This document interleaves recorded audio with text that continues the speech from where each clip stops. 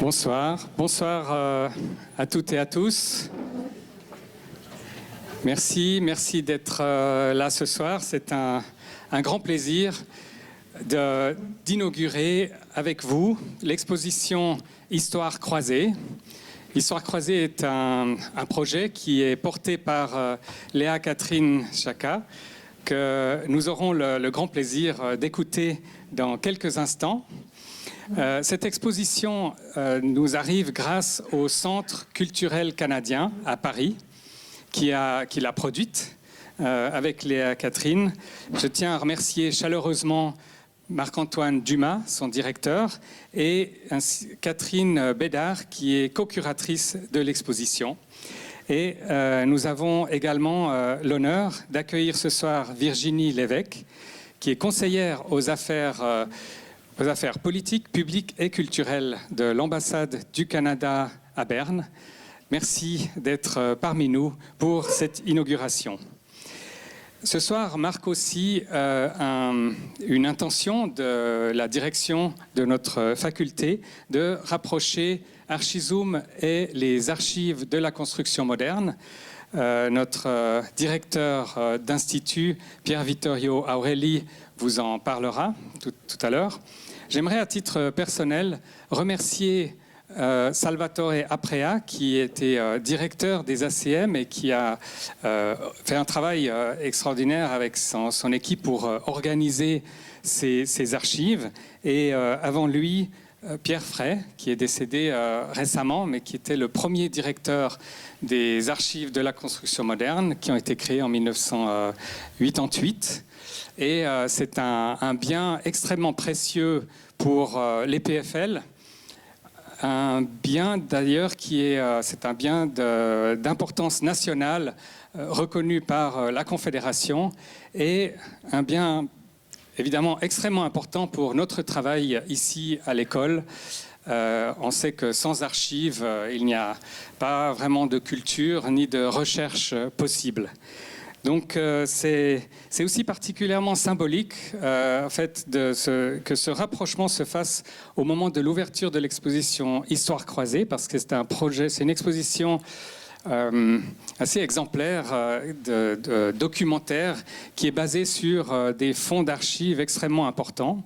Léa-Catherine nous en parlera tout à l'heure, et cette exposition célèbre l'œuvre de Phyllis Lambert, qui a créé l'une des institutions archivistiques les plus importantes au monde, le Centre canadien d'architecture, le CCA, met ses collections à disposition des chercheurs et des chercheuses, et c'est vraiment un exemple, parce qu'on sait que si on veut se tourner vers l'avenir, il faut d'abord regarder comment les choses se sont réellement passées dans le passé grâce à ces fonds archivistiques. Donc cette exposition nous a aussi amené ici à Archizoom à traiter de la question de l'absence du travail des femmes dans les archives. Et là, j'aimerais mentionner un projet qu'on a mené à Archizoom. Solène Hoffman nous a proposé de parler en fait de la question du genre et des archives, et nous avons enrichi l'exposition avec ce thème sous la forme d'entretiens filmés. Avec l'aide de Dimitri Kasparian, nous avons rencontré 5 chercheuses qui réfléchissent à cette problématique. Il y a Stéphanie Dadour, Irina Davidovici, Laura Indelang, Léa-Catherine en fait partie, et Apolline Vranken. Leurs analyses sont vraiment passionnantes, déjà sur la manière dont l'histoire est construite. On construit les récits historiques, et aussi ne pas s'arrêter au constat que le travail des femmes est finalement peu présent dans les archives, mais vraiment réorienter notre regard pour raconter des récits finalement plus justes, plus réels, qui sont plus proches de la réalité. On sait que même si les fonds existent, ils ne sont pas forcément consultés. Je crois que c'est un peu l'expérience aussi que Léa-Catherine, tu as fait sur ces fonds très importants sur les 3 personnalités de cette exposition. Ces entretiens sont visibles en vidéo dans l'exposition et puis aussi retranscrits. Sous cette forme, vous pouvez prendre les entretiens dans l'exposition pour les lire tranquillement chez vous. Et nous avons ajouté aussi une seconde contribution spécifique. Barbara Galimberti, qui est archiviste aux ACM, nous a présenté 2 fonds très importants qui font partie de nos archives, qui sont les fonds de 2 architectes qui étaient parmi les toutes premières diplômés de l'école polytechnique à Lausanne et de l'école polytechnique à Zurich. Il s'agit de Jeanne Buesch et Alice Biro. Et ces fonds nous renseignent déjà admirablement sur leur travail, très important. Ils nous montrent aussi, et ça vous le verrez, c'est très fascinant, étonnant, comment elles ont pu exister dans un monde, dans une profession qui était en fait structurée par et pour des hommes uniquement. Il y a vraiment beaucoup de détails qui montrent ça. Et le dernier aspect important de ces fonds, c'est que tout leur travail pendant les études, leur travail de master, etc., a été conservé. Et c'est un témoignage de l'enseignement de l'école à cette époque où notre école d'architecture était encore très jeune. Elle avait été créée depuis seulement quelques années. Donc les fonds de Jeanne Buesch et Alice Biro seront montrés. Mais alors vraiment, c'est la pointe de l'iceberg. Hein, c'est une toute petite partie de ces fonds. Et vous ne les verrez pas encore ce soir, parce que c'est un projet qu'on présente à l'occasion de la Nuit des musées, qui a lieu ce samedi. Donc il faut attendre une petite semaine pour découvrir ça. Mais à partir de samedi prochain, je vous invite à venir découvrir ce travail remarquable qui a été réalisé par l'équipe des archives des ACM, des archives de la construction moderne, Barbara Galimberti, Ketsana Mwang et Mathias Narbel, que je remercie vivement, avec l'aide de l'équipe Archizoom, Dimitri et Solène. Merci à vous. Merci aussi à Béatrice Rabal pour l'assistance et à tous les étudiants qui ont monté l'exposition, Valérie, Arthur, Romain, Lydia, Lisa, Noémie et Nicolas. Merci beaucoup. Vous verrez, c'est magnifique. J'espère que vous aurez autant de plaisir à découvrir tout cela que nous avons eu à l'exposer. Et je vous souhaite une très belle soirée. Je passe maintenant la parole à Pier, Vittorio, à Aureli. Merci.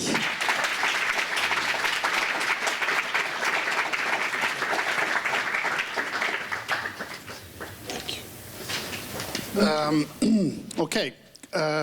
Good evening. I'm Pier Vittorio Aureli, professor here at the School of Architecture and director of the Institute. I'm extremely happy to introduce tonight the lecture, but actually before introducing you, Léa-Catherine, I would like to say a few things about this historical moment that is happening right now, which is the announcement or public announcement of this fusion of 2 very important platforms of the school, which are ACM, the Archives of Modern Architecture, and Archizoom, which is the exhibition space as one actually platform that we will call ACM Archizoom.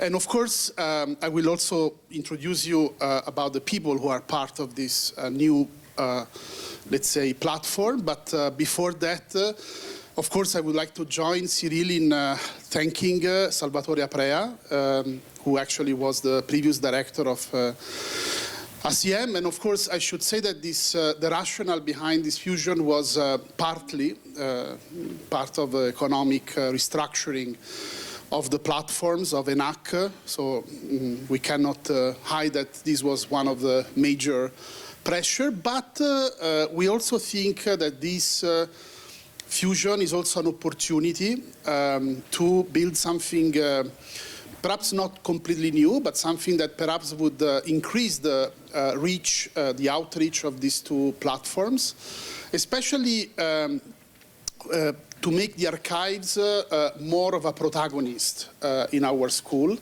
I think that archives by nature are very hidden places. Actually, it's interesting that as some of you know, I teach a lot about prehistorical domestic space, and in prehistory, actually, storages and archives were often very visible and public to everyone. This is not the case for many centuries. Archives and like storages are often very, very hidden, but ACM, like many other archives, are meant to be a service to, of course, the large community of our canton, of our region, but especially also to the school. So the idea of having the archives as part of Archizoom, or Archizoom as part of the archives, is also an attempt to make the archives more public. I think something in that direction is already happening, because we know that many of you, even students, are using the archives for your research. So there is already some interaction going on, but I think we want to make this more structural in the in the exhibition program of Archizoom, especially because exhibiting this the content of the archives is really a fundamental moment of valorization of these archives. And so there will be actually in the futures, and we start actually with what Cyril has just announced, a series of thematic exhibitions where in fact material of the archives will be used also by our faculty.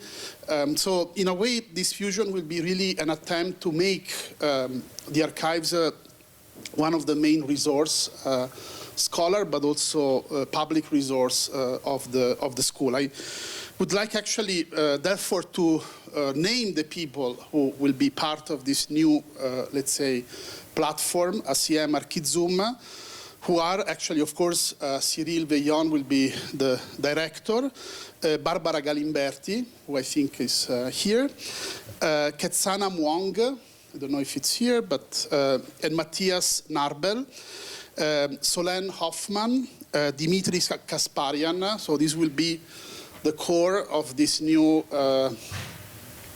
platform. Please give them an applause.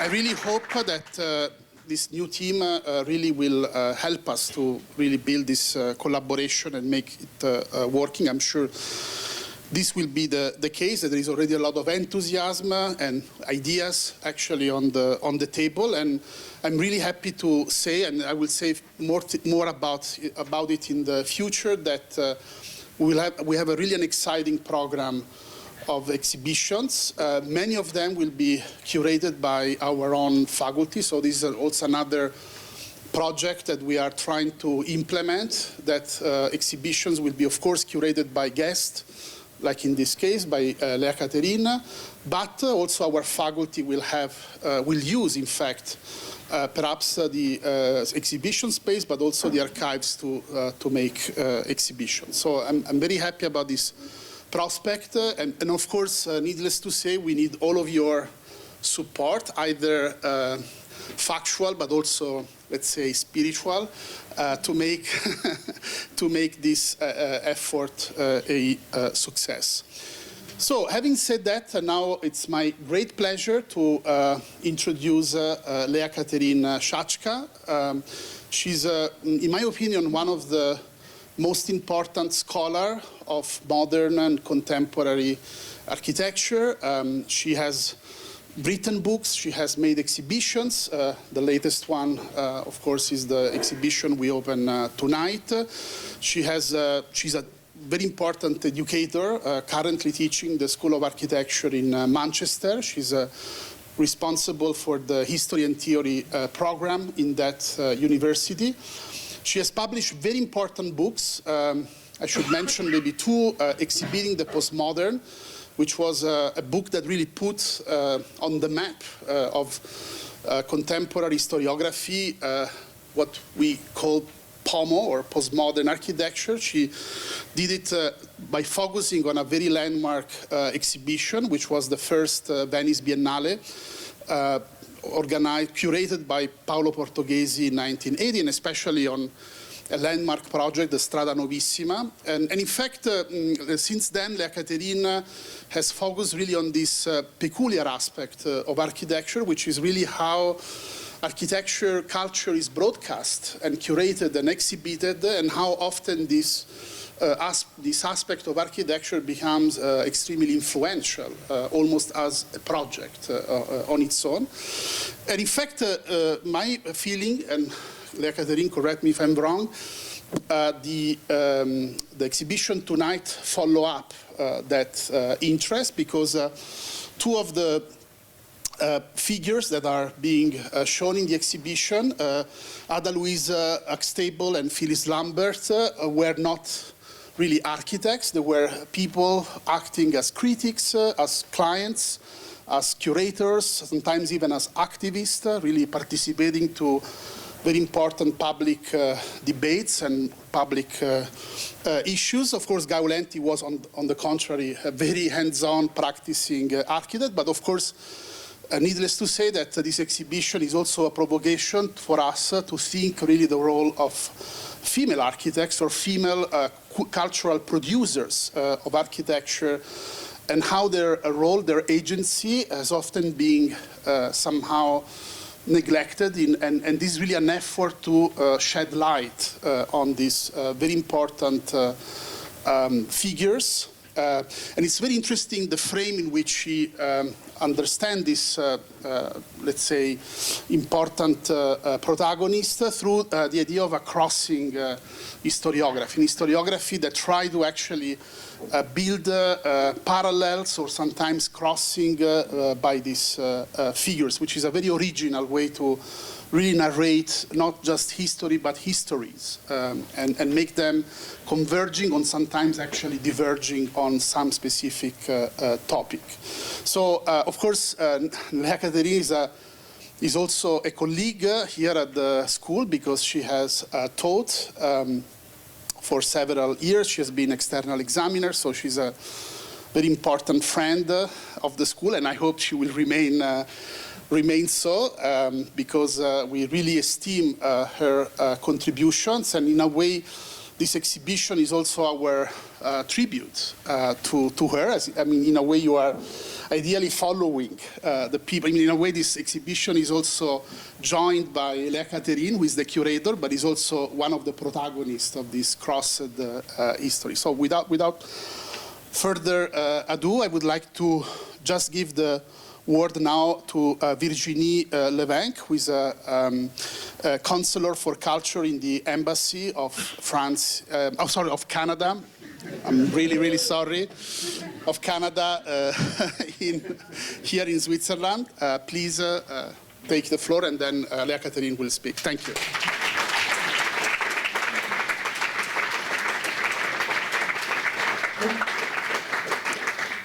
Bonsoir à tous, good evening, buonasera a tutti, guten Abend allerseits.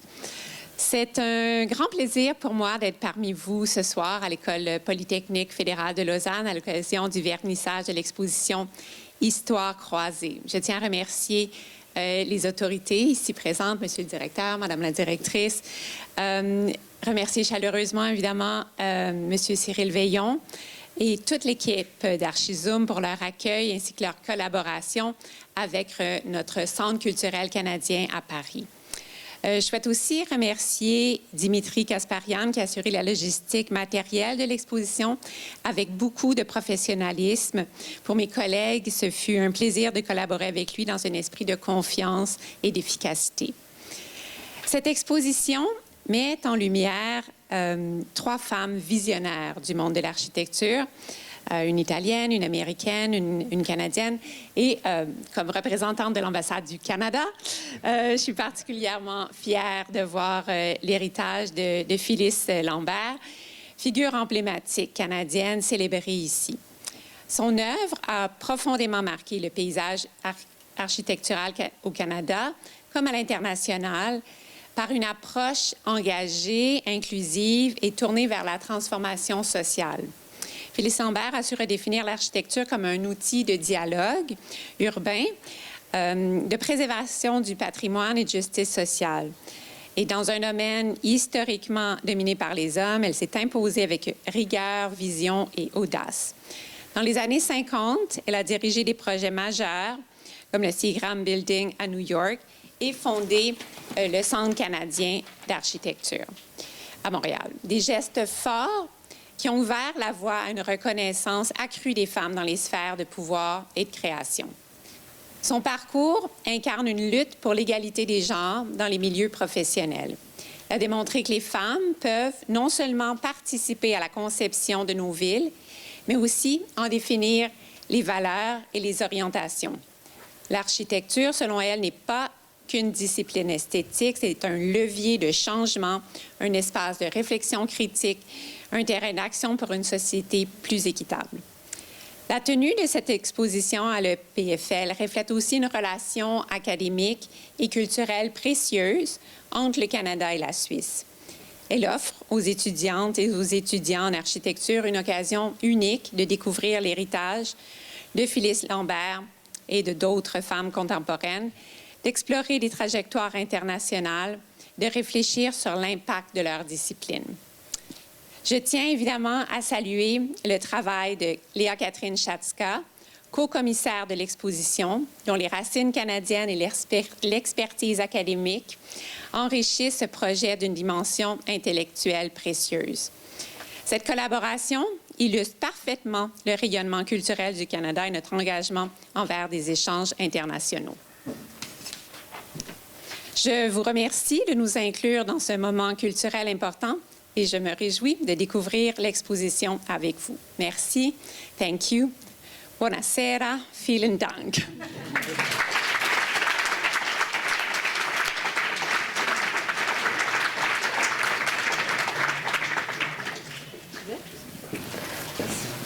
OK. Est-ce que vous m'entendez bien? Oui? Ah, il y a beaucoup de monde. Bonsoir. Je vais faire mes remerciements en français et ensuite je vais parler en anglais. Bon, j'aurais pu faire les deux, mais finalement, je me suis dit que ça incluait plus de gens. Donc, j'aimerais remercier Pier, Vittorio, Aureli pour l'invitation à parler dans cette série Community, de cette lecture series. Et j'aimerais remercier aussi toute l'équipe d'Archizoom, évidemment. Bon, il y a eu beaucoup de remerciements déjà, donc je vais faire court. Cyril, Veillon, Solène et Dimitri, qui effectivement ont fait un travail incroyable. J'aimerais remercier aussi Roxane, qui n'est plus Archizoom, mais qui était un peu l'instigatrice aussi de l'idée d'amener cette exposition ici à l'EPFL. Et pour moi, c'est vraiment un plaisir d'être capable de présenter cette exposition donc, qui était à Paris entre le mois de février et le mois de mai de cette année, ici à l'EPFL, puisque, comme l'a dit Pier Vittorio, c'est une école avec laquelle je collabore depuis plusieurs années déjà. Et d'ailleurs, je vais donner un cours demain matin à 8 h, donc peut-être qu'il y en a qui vont m'entendre en français cette fois. So, let me start. L'architettura è un mestiere da uomini, ma ho sempre fatto finta di nulla. When asked about the profession she had chosen in her early 20s and continued to practice with the greatest passion until her death in 2012 at the age of 84, Italian architect Gaia Aulenti replied, "Architecture is a man's profession, but I have always pretended I didn't know." Like most women of her generation, Aulenti started her professional career operating in a world that was still unquestionably dominated by men. Yet following a profound desire for personal and professional emancipation, she had a decisive influence on the world of architecture and design. Imagining some of the most iconic objects and architecture of the 20th century while deftly navigating between architects, political authorities, clients, stakeholders, and the public sphere. Crossed Histories examines the life and work of Gaia Aulenti alongside that of two other female trailblazers, Ada Louise Huxtable and Phyllis Lambert. These three women evolved in different contexts, one in Europe, and the two other in North America. But they belong to the same generation. All born in the 1920s, roughly a century ago, They were from families that allowed a liberal education and prepared them to grow into professional careers whose profile they could invent themselves. Aulenti, Huxtable, and Lambert entered the professional world in the immediate aftermath of the Second World War, in a period of intense reconstruction in Europe and one that saw an increase of suburban home ownership in the United States. With the economic boom and the nuclear family ideal high on the agenda, many women left their wartime jobs and moved into suburban married life. Consequently, there was a significant rise in the birth rate alongside mass consumption. Yet the life paths of Aulenti, Huxtable, and Lambert were different. All three, in large part thanks to their privileged backgrounds, followed their burning passion for work and fought to make a place for themselves in a male-dominated world. Highly educated women, they had uncommonly strong personalities and operated with tools that expanded the traditional role of the architect. And that's a very important idea, as Vittorio said. Traditionally, women's practice of architecture have been their relationship to the domestic sphere, including activities of everyday caretaking and household maintenance labor. In patriarchal ideology, the domestic space is the woman's domain, while men move more freely from the private sphere of the home to the public space of the city. The reversal of this order and women's entrance into the architectural profession was slow and is still an unfinished business. It was only in the early 1970s, in fact, that the enrollment of women in architecture school increased substantially, following a general shift in the democratization of knowledge and the opening of the academic environment. Around the same time, in fact, in the late 70s and early 80s, the first studies on women and architecture or shedding light on the contribution of specific women in the profession started to emerge, a work of rediscovery that is still underway today. Here are some more recent books or even forthcoming. Making the invisible visible and telling unknown or little-known histories, these studies are now emerging everywhere and contribute to filling an immense gap in knowledge. Yet, what characterizes the path traced by each of the three women presented in this exhibition is not so much that they succeed in a male's profession, but that they did so by broadening the very definition of what architecture can be, giving its credentials in new spheres such as criticism, curating, museology, politics, advocacy planning, and institution building.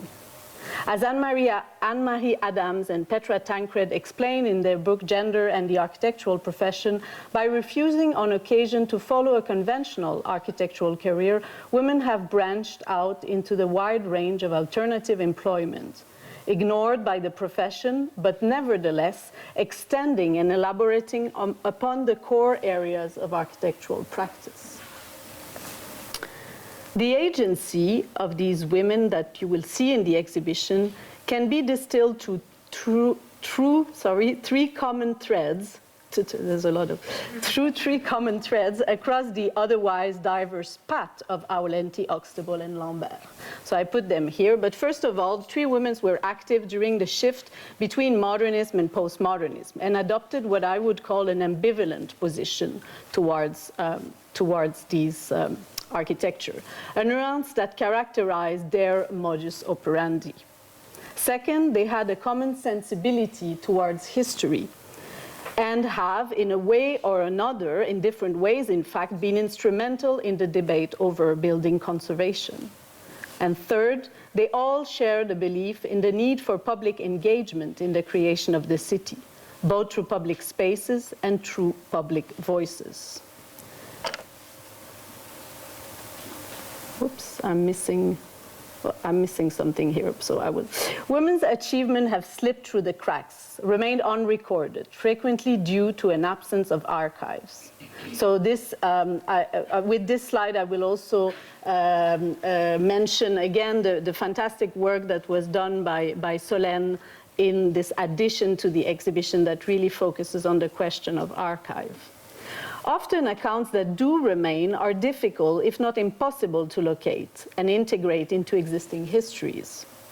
In the case of our three protagonists, however, there exists a great quantity of documents, traces, and testimonies.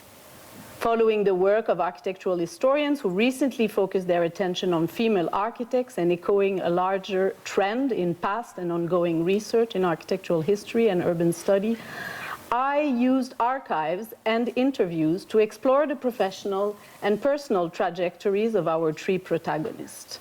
In doing so, I intend to challenge canonical architectural and urban historiography of the post-war period and write women back into history.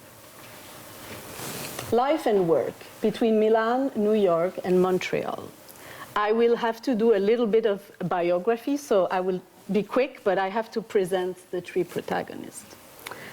Gaetana Gae Emilia Anna Maria Aulenti was born on December 4, 1927, in Palazzolo dello Stella, Italy, and grew up in a cultured upper-middle-class family. Her father, Aldo, was an economist, and her mother, Virginia, was a school teacher. In 1937, the family moved to Biella, a city known for its textile industry. Despite her parents' wishes for her to lead a leisurely life, Aulenti chose to pursue architecture, enrolling at the Politecnico di Milano, where she graduated in 1953 as one of only 2 women in her class. Her studies coincided with a period in Italian architecture focused on reviving historical values, giving rise to the neo-liberty movement. And after graduating, Aulenti began her career, in fact, at the design magazine Casabella Continuità under the architect and thinker Ernesto Nathan Rogers. From 1955 to 1965, she worked with the avant-garde group of architects, all men, apart from her, contributing to the magazine's graphic design while engaging in debates about the future of architecture. In 1954, she opened her private practice in Milan and married fellow architect Francesco Buzzi Ceriani. Their daughter, Giovanna, was born in 1955. But the couple separated very early, so 4 years later, in 1959, which was a bit unusual for the time. Aulenti continued to balance motherhood and career, creating a home environment that merged her personal and professional life. In 1974, she moved to a custom design house studio in Brera, which became a hub for cultural gathering in Milan in the 1970s and 80s. And here you see an image today. It's actually a museum and an archive that you can visit if you go to Milan. Aulenti's architectural approach emphasized harmony with the existing urban environment, reflecting the complexity of city life. Inspired by Rogers' motto, dal cucchiaio alla città, from the spoon to the city, she designed at every scale, from furniture and theater sets to large public buildings. Her early corporate clients included Fiat, Pirelli, Olivetti, and Knoll. Her international breakthrough, however, came in 1981 when she won the competition to transform Paris Gare d'Orsay into a museum. She directed the interior design, and the Musée d'Orsay opened in 1986 to great acclaim. This success led her later to major commissions, including spaces for the Centre Pompidou, the restoration of the Palazzo Grassi in Venice, and converting a historical building in Barcelona into the Museo Nacional d'Arte de Catalunya. But beyond her architectural work, Aulenti was deeply engaged in political and social issues, including urban planning reform, scientific research policies, immigration, and the preservation of cultural heritage. A lifelong leftist, she was initially active in the Italian Communist Party, before later associating with the Italian Socialist Party. From the 1990s onward, she became increasingly involved in debates about the future of cities. Recognized as one of the most important architects of her generation, Aulenti helped break barriers for women in the field. She passed away on October 31st, 2012 in Milan. She was age 84, leaving a legacy of innovation and human-centered design. Now to the second woman. Ada Louise Huxtable, née Landman, was born on 14th of March 1921 in New York City, the only child of a middle-class Jewish family. Her father, Michael Louis Landman, was a doctor, and her mother, Leah Rosenthal Landman, was an art enthusiast. Huxtable grew up in a Beaux-Arts-style apartment near Central Park West, surrounded by the vibrant cultural life of Manhattan. She studied art at Hunter College, then exclusively for women, and went on to pursue an architecture history degree at New York's University of Fine Arts. In 1941, she began working as a saleswoman in Bloomingdale, selling modern furniture by Eero Saarinen and Charles Eames. And that's where she met her future husband, the industrial designer L. Gart Huxtable. The two married in 1942 and remained together until the death of Gart, though they never had children. In 1946, Huxtable joined the Museum of Modern Art as an assistant curator in the Department of Architecture and Design. She worked there on major exhibitions, including the Architecture of Mies van der Rohe, an important 1947 exhibition, while continuing her graduate studies. In 1950, she won a Fulbright scholarship and spent 2 years in Italy studying post-war Italian architecture. And here you see the book she published, her first book on Pierluigi Nervi. Huxtable viewed criticism as educational and socially engaged. A passionate urbanist, she believed architecture was deeply tied to political, social, and economic forces. Known for her vivid language and historical awareness, she saw her role as a decoder or a demystifier, helping readers, so the public, to understand both the aesthetics and implications of architecture. I believed I missed a slide, but I will just tell you, she then went on to work. She was the first architecture critic, it's quite important actually, the first architecture critic at the New York Times, and she stayed in this position for more than 2 decades. Through her column in the New York Times, Huxtable influenced public opinion and policy. She helped shape zoning laws, advocated for historical preservation, and fought against the destruction of significant buildings. Her critiques could be powerful enough to sway city officials and even challenge prominent architects. She was feared, in fact, as you will see later.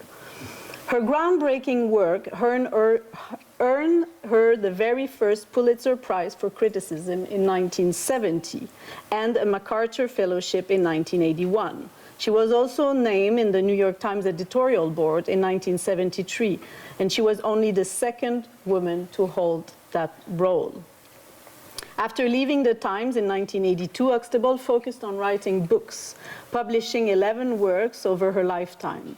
And later, she returned to journalism as an architecture critic for the Wall Street Journal from 1997 until her death. Ada Louise Huxtable, in fact, passed away on the 7th of January 2013 at the age of 91, leaving a legacy as a trailblazer who elevated architecture criticism and transformed the public understanding of the built environment. Now to the last but not least, Phyllis Lambert. Phyllis Barbara Lambert, née Bronfman, was born on 24th of January 1927 in Montreal, into one of Canada's wealthiest Jewish families. Her father, Samuel Bronfman, founded the Distillers Corporation Limited, a company which profited greatly during the US prohibition producing whiskey, while her mother, Saidi Bronfman, was a philanthropist. Here you see her with her family. Lambert grew up with her siblings, Minda, Edgar, and Charles, in a Victorian mansion in Montreal's most affluent neighborhood. Feeling constrained by her privileged upbringing, Lambert pursued an independent path through her artistic talents. After attending the Study, a prestigious girls' school, she left Montreal in 1945 to study art history at Vassar College, graduating in 1948.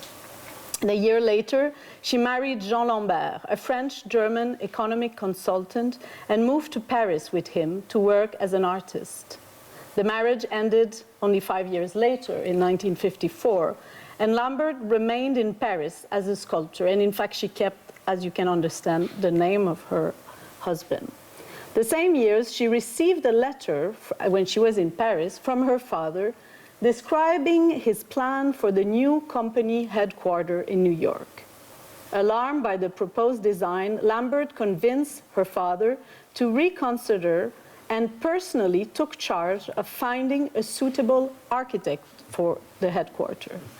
After touring Europe and the US, she chose Mies van der Rohe, who began work on the Seagram building in 1954. Completed in 1958, the building became an icon of modern architecture, with Lambert playing, as you can see in this picture, a pivotal role in the conception. Inspired by this experience, Lambert decided then to study architecture herself, attending Yale and later the IIT in Chicago, where she was one of the only 2 women in her class.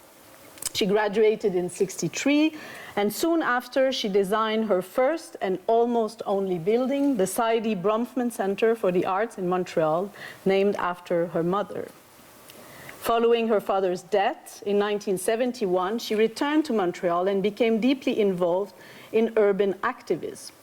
Outraged by the destruction of historic buildings, she co-founded organizations like Sauvons Montréal in 1973, and she even purchased, I have a picture later, the Shaughnessy House, a house that was threatened by demolition, to save it from demolition.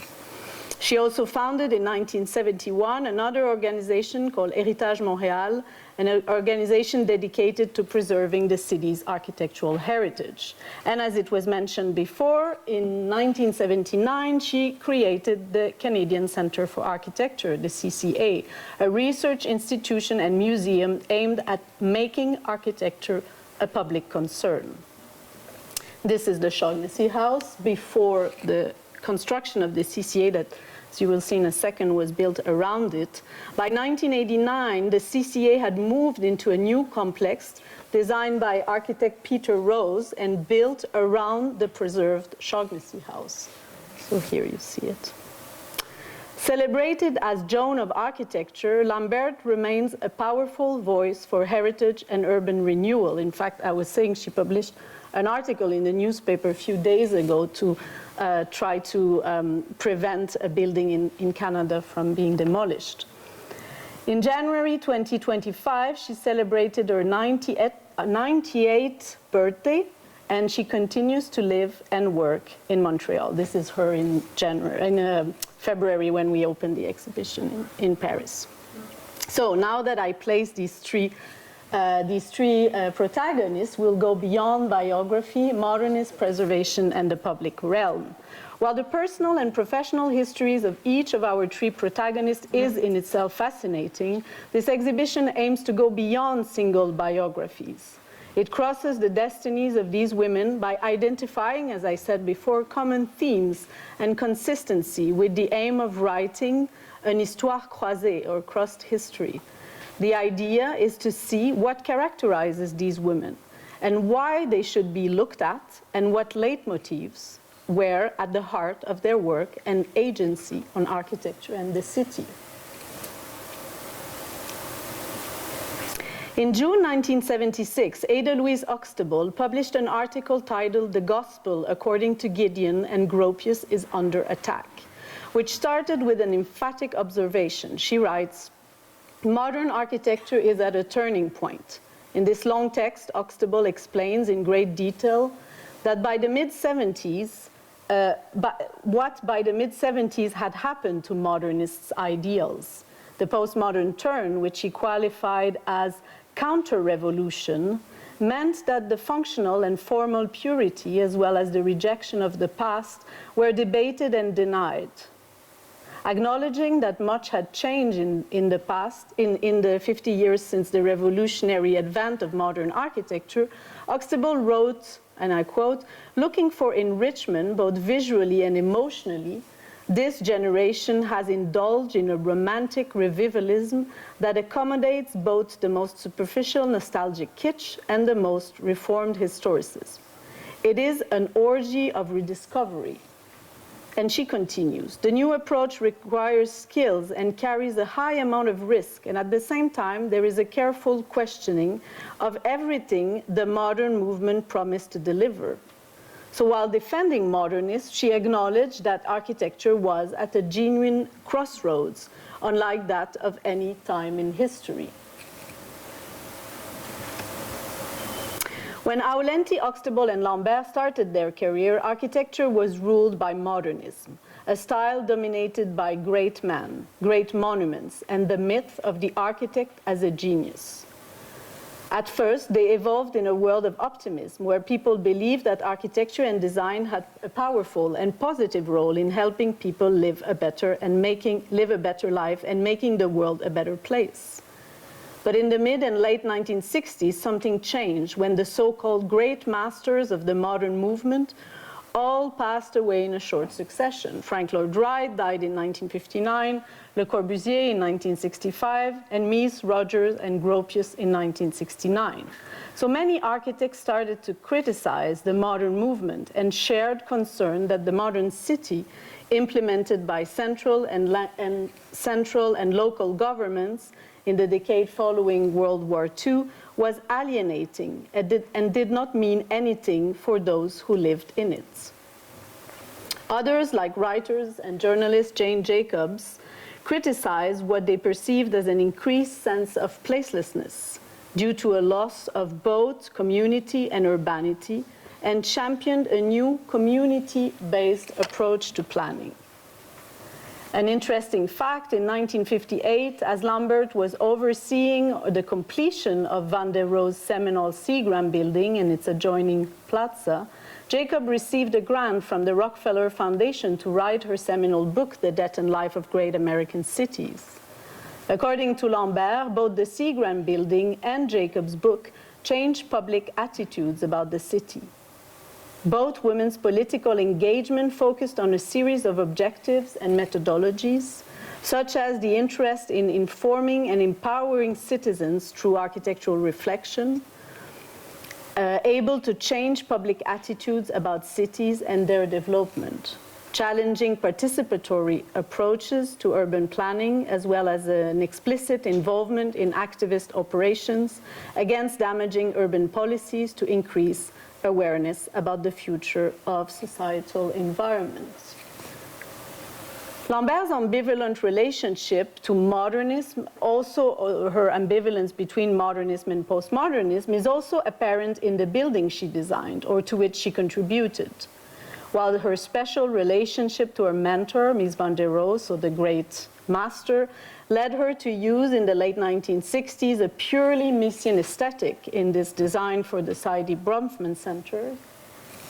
In the 1980s, when commissioning the CCA building to architect Peter Rose, she opted for a very different language, with a juxtaposition of traditional and modern local materials, mainly gray limestone, structural aluminium, and maple wood. The building of the CCA that you see here uses an architecture between past and present, reusing the historical Shaughnessy house. Guy Aulenti, who had considered Ernesto Nathan Rogers as her spiritual father, was clearly part of this moment of rethinking the modern experience and the idea to start operating in a different way and with a very different context.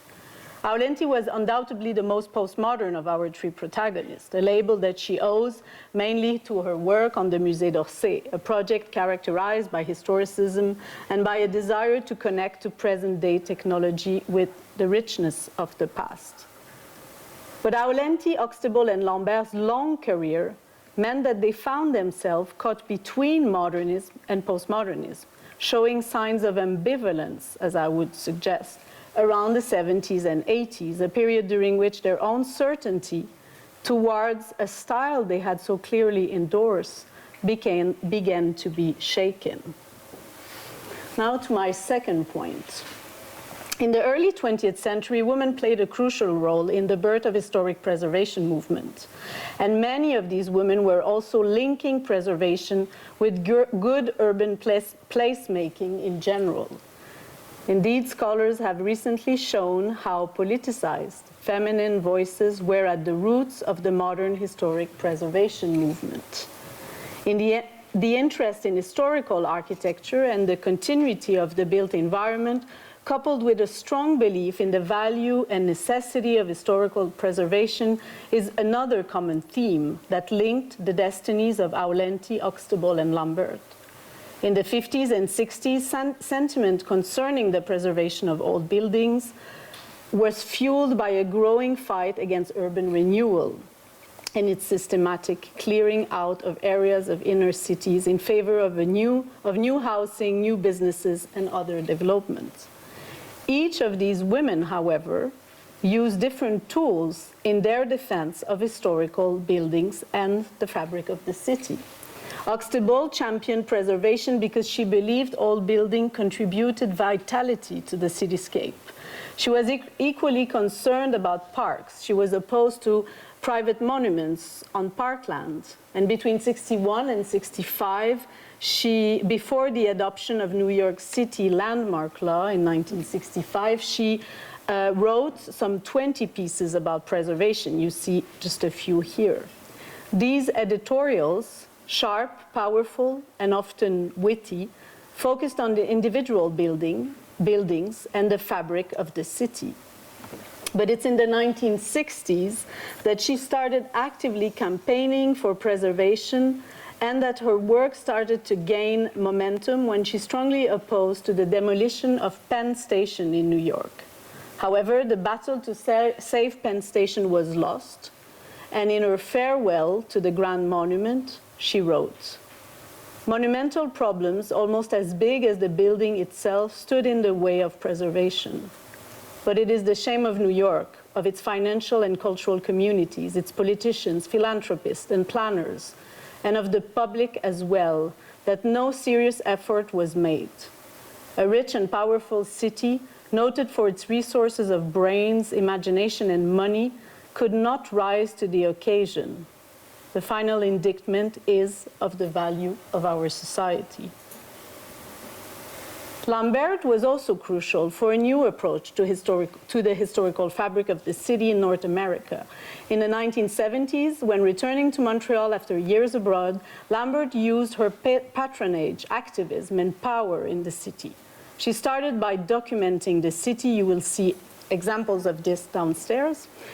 Because at the time, she said, we were demolishing everywhere. So I wanted, and you see her documenting with her camera, so I wanted to actually show that there were fantastic buildings in Montreal.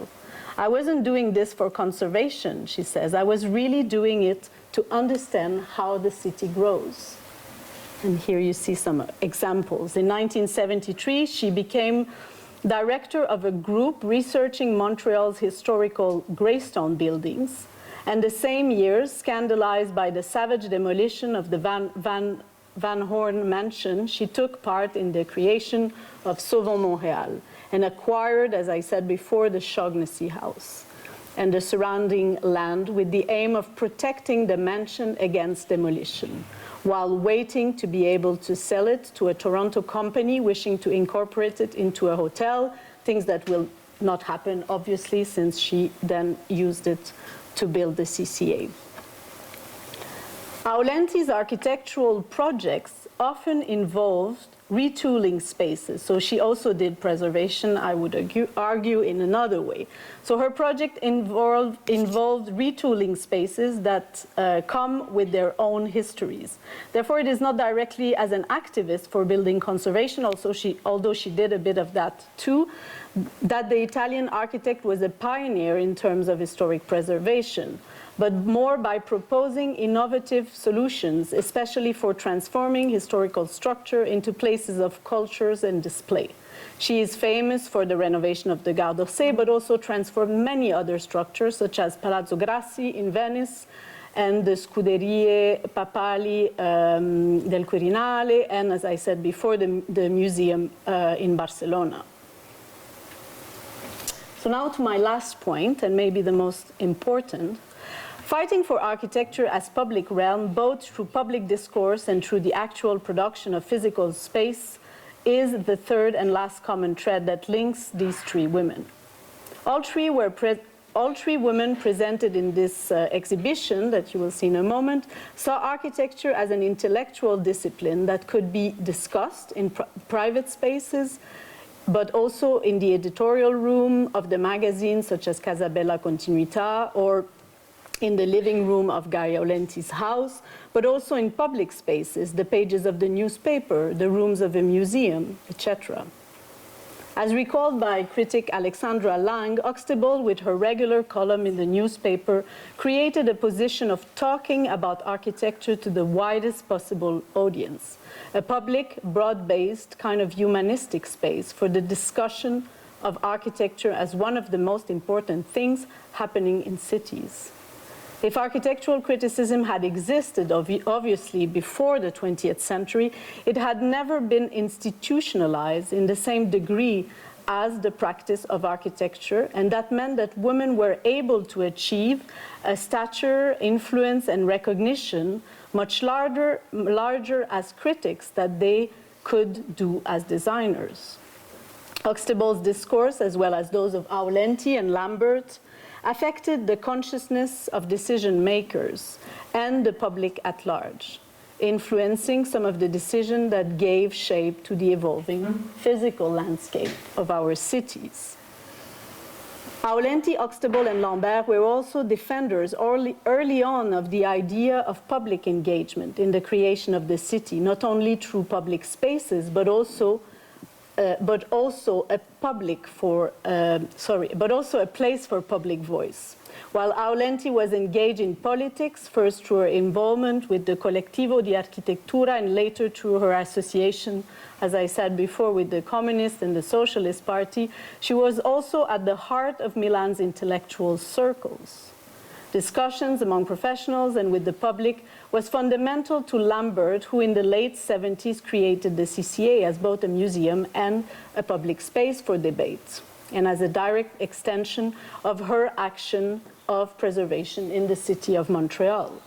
Similarly, Aulenti, later in her life, by working on museology project, one of the fields not previously invested by male architect and which had acquired its letter of nobility, had the chance of creating big exhibition halls and public arenas and places for debate and education, just like what Huxtable was doing in the journal.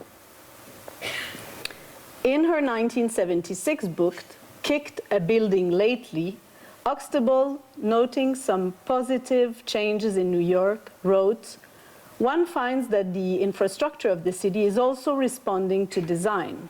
New Yorkers have quietly celebrated a small explosion of plaza, passageway, greenery, places to sit. We need much, much more of these.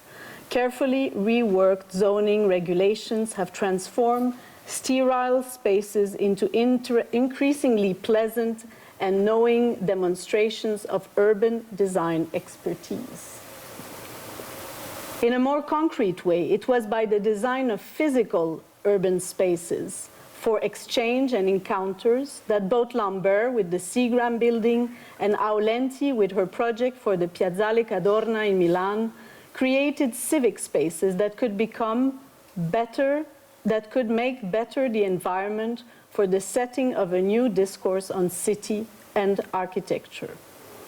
According to Maristella Casciato, curator of architecture at the Getty Research Center, you can see the interview with her in the exhibition. If the Piazzale Cadorna was just a space where cars were passing by before, Aulenti's intervention created a place in the city. And she says, I think that the commission to artist Cleese Oldenburg, that you can see here, and the model of the model of Oldenburg is downstairs, for the sculpture adds to this and was very successful in making the Piazzale recognizable as a place. Now to conclude, female agency, feminism, motherhood, and power. Sandwiched between the first wave of feminism that started in the 19th century and during which women aimed for civic equality, changes in working conditions, and the right to education for girls and women, and the second wave of feminism that appeared in the 60s and during which activists marched the streets to denounce patriarchy as a system of oppression and made claims for sexual liberation and the right of birth control. This generation of Huxtable, Lambert, and Aulenti, so they were sandwiched in between those two waves of feminism. They all three had strong personalities and navigated a man's world with a certain ease. Yet they were the solo agent, rather than being part of a larger group or engaging in reflection on sisterhood by carving out a place or a voice for other women. So that it was a big discovery of this exhibition, that none of these three women openly called themselves feminists. For example, in 1974, Huxtable refused to join a famous lawsuit by a group of women against the New York Times for discrimination.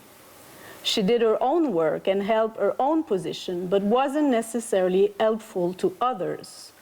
When asked about feminism in a television interview, Gaia Aulenti described her attitude in terms of going in depth in any project she had to deal with. She called this a feminist condition, which she described by preferring knowledge to power. In a way, we could say that Aulenti, Huxtable, and Lambert did not think of themselves as women, so much as simply asserting their own self-confidence, always to men and women, thinking that men and women were the same, and they didn't see why there were any special difference. But that is because, so as Phyllis Lambert says here, she says, I've never seen myself as a woman. I just saw myself as, a person. But this is, of course, because she came from a privileged background. If Huxtable always had a feminine look, Aulenti and Lambert, in some periods of their life, almost acted as if they wanted to be more man than man. They operated in years where they had to work very hard to be women and also be independent women. And I think that they did it through the idea that you should never talk about it. All three women's relationship to motherhood, or non-motherhood for most of them, was probably also determinant in their path to success. When asked about her role as the first architecture critic for an American newspaper, Huxtable replied, and this is, for example, something that I found in a letter in the archives. She replied, I invented the job.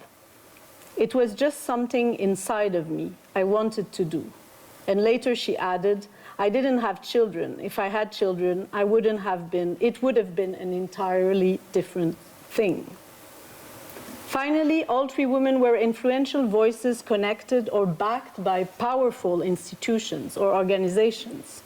Aulenti, despite her declared appetite for knowledge over power, was backed by some of the most influential Italian industrial families, such as Fiat and Olivetti, and with whom she had long collaborations. Huxtable was writing for the most important newspaper in America, an institutional backing that was not incidental to how her work was received and how she was able to operate. A sign of this was, for example, the June 1968 cartoon by Alan Dunn, published in the New Yorker, and that's a very famous drawing that you will see also in the exhibition. And in the drawing showing a building site with only, as you see, only two men, one holding a newspaper, the other one holding the plans for the building, and the caption reads, Ada Louise Huxtable already doesn't like it. So you see how she was feared by the profession. Moreover, Huxtable became so influential that she was offered important political positions, such as San Francisco's planning director or the role of city planning commissioner for the city of New York, but politely declined both offers. Lambert, on the other hand, created the CCA, her own institution, now one of the most important voices, as Pier Vittorio said, in architecture, and one with much resonance internationally, and from which she could operate and assert her power. In the second sex, or le deuxième sexe, Simone de Beauvoir writes, "It is through work that woman has largely overcome the distance which separated her from the male. It is work that alone can guarantee her concrete freedom." Like Beauvoir, the women presented in this exhibition had in common a desire to exist for themselves, to break with existing models, to find oneself free and to control one's own destiny. Yet it was their privileged background, their institutional backing, and an innovative and somewhat unconventional vision of what architecture could be that allowed them to stand out as pioneer and mark architectural history of the late 20th century. Thank you.